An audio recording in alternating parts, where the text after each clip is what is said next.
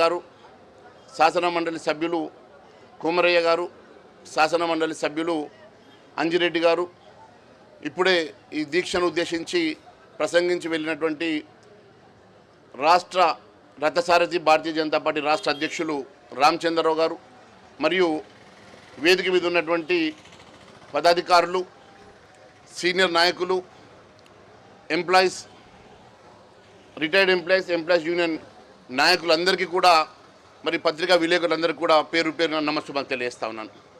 మిత్రులారా, తెలంగాణ రాష్ట్రంలో దాదాపుగా ప్రభుత్వ ఉద్యోగస్తులు రిటైర్డ్ ఉద్యోగస్తులు 2,80,000 మంది, రాష్ట్రంలో దాదాపు 3,60,000 మంది ప్రభుత్వ ఉద్యోగస్తులు, మరి 6,40,000 మంది ఈ రాష్ట్రంలో ఉద్యోగస్తులు ప్లస్ రిటైర్డ్ ఎంప్లాయీస్, వీరందరికీ రావాల్సినటువంటి ఎరియర్స్ సంవత్సరాల కొద్దీ పెండింగ్ ఉంటే, మరి వాటి విషయంలో వాటి అంశంలో అనేక సార్లు భారతీయ జనతా పార్టీ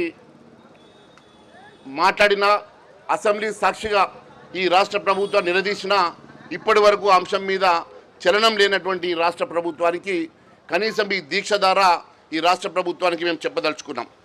మరి రిటైర్మెంట్ బెనిఫిట్స్, ఈ పదవీ విరమణ పొందిన ఏడాది దాటిన గ్రాట్యుటీ విషయంలో కానీ, కమ్యూనిటేషన్ విషయంలో కానీ, పిఎఫ్ విషయంలో కానీ, మరి ఇప్పటి వరకు ఈ రాష్ట్ర ప్రభుత్వం పూర్తిగా విస్మరించడమే కాకుండా దాదాపుగా మరి 6 డిఏలు పెండింగ్ అంటే ఈ రాష్ట్రం పూర్తిగా ఆర్థిక మాంద్యంలో ఇరుక్కున్నట్టుగా ఉంటుంది.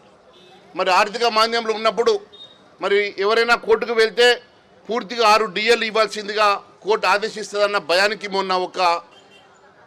మొన్న ఒక డిఏని అనౌన్స్ చేయడం జరిగింది. అంటే ఈ రాష్ట్రం జనవరి వస్తే మళ్ళీ 6 డిఏలు అంటే పూర్తిగా ఈ రాష్ట్ర ప్రభుత్వం అన్ని రకాలుగా ఈ ఎంప్లాయీస్ని, రిటైర్డ్ ఎంప్లాయీస్ని పూర్తిగా మోసం చేస్తున్న మాట వాస్తవం. ఈరోజు ఇప్పుడే అందినటువంటి వార్త, రిటైర్డ్ ఎస్ఐ ఇప్పుడే హాస్పిటల్లో ట్రీట్మెంట్ తీసుకుంటూ చనిపోయినట్టుగా ఇప్పుడు వార్తలు వచ్చాయి. మొన్నటికి మొన్న వరంగల్లో ఒక ఎంప్లాయీ చనిపోతే కూతురు కూడా ఆత్మహత్య చేసుకున్నటువంటి సంఘటన మనం చూసాం. అనేకంగా ఈరోజు దాదాపుగా 73 మంది రిటైర్డ్ ఎంప్లాయీస్ మనోవేదనతోటి ఈరోజు చనిపోతే కనీసం ఈ రాష్ట్ర ప్రభుత్వం వారిని పరామర్శించడం కాదు కదా, ఈ సమస్య పరిష్కారం చేసే దిశగా ఆలోచన చేయడం లేదు.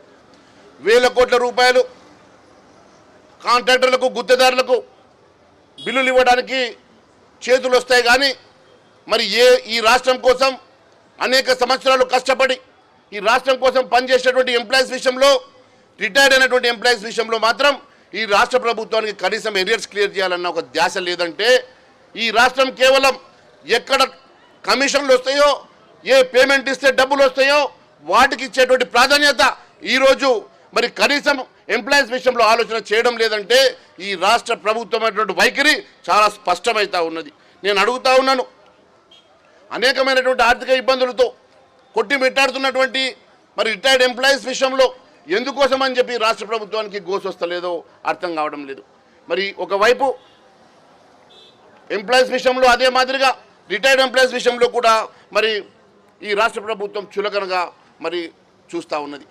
ఒకసారి ఉద్యోగస్తుల విషయం లోపల మేనిఫెస్టోలో అనేకమైనటువంటి హామీలు ఇచ్చినటువంటి ఈ రాష్ట్ర ప్రభుత్వం అధికారంలోకి రాకముందు మేనిఫెస్టోలో మరి నవంబర్ నాటికి 2023 నవంబర్ నాటికి 3 డిఏలు పెండింగ్లో ఉన్నాయి, తక్షణమే క్లియర్ చేసి మిగిలినవన్నీ కూడా ఏరియర్స్ అన్నీ కూడా చెల్లింపు చేస్తారు, నేరుగా చెల్లింపు చేస్తారని చెప్పి ప్రకటించినటువంటి ఈ కాంగ్రెస్ పార్టీ ఈరోజు అధికారం వచ్చిన తర్వాత ఇప్పటి వరకు మరి ఆ 3 పెండింగ్ అట్లే ఉంచి మిగిలినవి 2 అడిషనల్గా దాంట్లో ఏరియర్స్ యాడ్ అయినాయి. అంటే ఏ రకమైనటువంటి ఈ రాష్ట్ర ప్రభుత్వ విధానం ఏ రకంగా ఉన్నదో చాలా స్పష్టమవుతూ ఉన్నది. అధికారం వచ్చిన వెంటనే పిఆర్సీని ప్రకటిస్తామని చెప్పారు, ఇప్పటి వరకు పిఆర్సీ ప్రకటన చేయలేదు. 6 నెలల్లో మరి క్లియర్ చేస్తామని చెప్పినటువంటి పిఆర్సీ ఇప్పటి వరకు ఆ ఆలోచన ధ్యాస లేదంటే ఈ రాష్ట్ర ప్రభుత్వానికి ఉద్యోగస్తుల మీద ఉన్నటువంటి మరి ఆలోచన ఏ విధంగా ఉన్నదో అర్థమవుతూ ఉన్నది. కేవలం రిటైర్డ్ ఉద్యోగస్తులకు కానీ, ఎంప్లాయీస్ కానీ మరి పేమెంట్స్ రిలీజ్ చేస్తే కమిషన్లు రావు, అవే డబ్బుతో కాంట్రాక్టర్లకు ఇస్తే కమిషన్ వస్తుందని ఆలోచన చేస్తూ ఉన్నది తప్ప ఈరోజు ఏ రాష్ట్ర ప్రభుత్వం కోసం అయితే అనేక సంవత్సరాలు కష్టపడి పనిచేసేటువంటి ఎంప్లాయీస్ విషయంలో ఎందుకోసం అని చులకనగా చూస్తూ ఉన్నారో మరి ఆలోచన మరి అర్థం కావడం లేదు. మరి రిటైర్డ్ ఉద్యోగస్తులు చెలో అసెంబ్లీ అంటే సీనియర్ సిటిజన్స్ అని కూడా చూడకుండా వారి మీద చేసినటువంటి లాఠీ చార్జ్ విషయంలో మరి వారిని నిర్దాక్షంగా వారందరినీ కూడా మరి లాఠీలతో కొట్టి అరెస్ట్ చేసినటువంటి సంఘటన మేము భారతీయ జనతా పార్టీ పూర్తిగా ఖండిస్తూ ఉన్నది. వారు మీ దయా దాక్షిణ్యాల కోసం రాలేదు, వారి హక్కు కోసం, వారికి రావాల్సినటువంటి ఏరియాస్ కోసం వారు ఈరోజు ప్రజా బాట పడితే వారిని రిటైర్డ్ ఎంప్లాయీస్ని సీనియర్ సిటిజన్స్ అని కూడా గౌరవించకుండా మీరు తీసుకున్నటువంటి దుశ్చర్య భారతీయ జనతా పార్టీ పూర్తిగా ఖండిస్తుందని తెలియజేస్తూ ఉన్నాను. అంతేకాదు ఈరోజు రిటైర్డ్ ఎంప్లాయీస్ అందరూ కూడా ఎంతో ఆనందంగా వారి మనుమరాలతోటి ప్రశాంతంగా గడపాల్సినటువంటి జీవితంలో ఈరోజు మీరు చేస్తున్నటువంటి చర్య వల్ల వారు అనేకమైనటువంటి ఇబ్బందులతో, ఆర్థిక ఇబ్బందులతో, కనీసం వారి మెడికల్ రియంబర్స్మెంట్ లేక వారి ఆరోగ్యాన్ని కూడా కాపాడుకునేటువంటి పరిస్థితి లేదంటే ఈ రాష్ట్ర ప్రభుత్వం మరి వారి మీద ఉన్నటువంటి ప్రేమ ఏ పార్టీతో చాలా స్పష్టమవుతూ ఉన్నది. అంతేకాదు ఈరోజు దాదాపుగా 10,000 కోట్ల రూపాయలు ఈరోజు ఎంప్లాయీస్, రిటైర్డ్ ఎంప్లాయీస్ విషయంలో బకాయి పడ్డది రాష్ట్ర ప్రభుత్వం. మరి 1,000 కోట్ల రూపాయలు ఈరోజు రిలీజ్ చేస్తున్నటువంటి రాష్ట్ర ప్రభుత్వం. మొన్నటికి మొన్న ముఖ్యమంత్రి గారు అంటారు తలా ఒక చెయ్యేస్తే 1000 కోట్లు ఇస్తాడంట కాంగ్రెస్ పార్టీకి, గాంధీ కుటుంబానికి 1000 కోట్ల రూపాయలు జమ చేయాల్సినటువంటి శ్రద్ధ ఈరోజు మా ఎంప్లాయీస్ మీద ఎందుకు లేదని చెప్పి భారతీయ జనతా పార్టీ ప్రశ్నిస్తూ ఉన్నది. మీరు ఒక్కసారి ఆలోచన చేస్తే ఈరోజు నెల రోజుల క్రితం ఈ ధర్నా కోసం మనం ప్రభుత్వానికి దరఖాస్తు పెట్టుకున్నాం. కానీ సడన్గా ఇదే రోజు ఇదే సమయానికి తెలంగాణ రాష్ట్రానికి రాహుల్ గాంధీ వచ్చిండు.